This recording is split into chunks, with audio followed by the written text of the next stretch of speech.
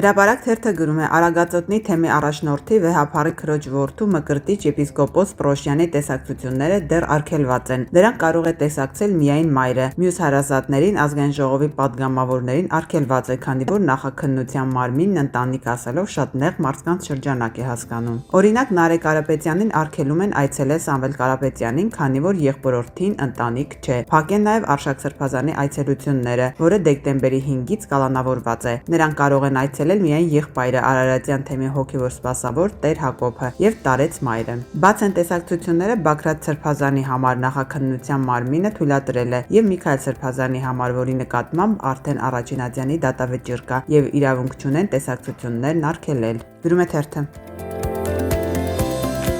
Հրապարակ թերթը գրում է ավելի քան կես տարի է քաղաքացիական պայմանագրում քննարկում են նախընտրական կարգախոսի հարցը, թե ինչ մոգոնեն, որ հանրությանը կարողանան մոլորեցնել, մոռացնել տալ բոլոր արհավիրքները։ Կանգ են առել խաղաղության վրա, որը ըստ իրենց այսօր միակ աշխատող կարգախոսն է եւ որին հանգել են հարցումների արդյունքում։ Համոզված են, որ Արցախի կորստից եւ մյուս աղետալի իրադարձություններից հետո ժողովուրդը միայն մեկ բան է ուզում՝ խաղաղություն։ Թե ինչ տեսք ու ձևակերպում կունենա կարգախոսը, առայժմ տարբերակներ են քննարկվում։ Գրում է թերթը։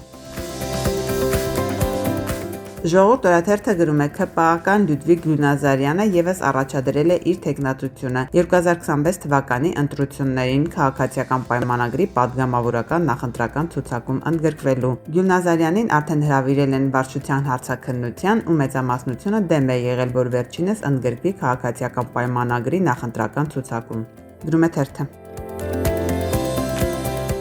Ժողովուրդ օրաթերթի տեղեկություններով ազգային ժողովի քաղաքացիական պայմանագիր խմբակցության ղեկավար Հայկ Կոնջորյանի կողմից շքեղ առանձնատան գնման աղմկահարույց պատմությունը նոր զարգացումներ ունի։ Հակակոռուպցիոն կոմիտեում Կոնջորյանի գործարքը ստուգման է ենթարկվում։ Քննարկվում է առկա են արդյոք կոռուպցիոն բնույթի գործողությունների հատկանիշներ, թե ոչ։ Փորձում են հասկանալ գործարքում եղել են գնի մանիպուլյացիայի ու հնարավոր արտոնությունից օգտվելու կասկածելի տարրեր, թե խոսքը սովորական շուկայական գործարքի մասին է։ Գրում է թերթը։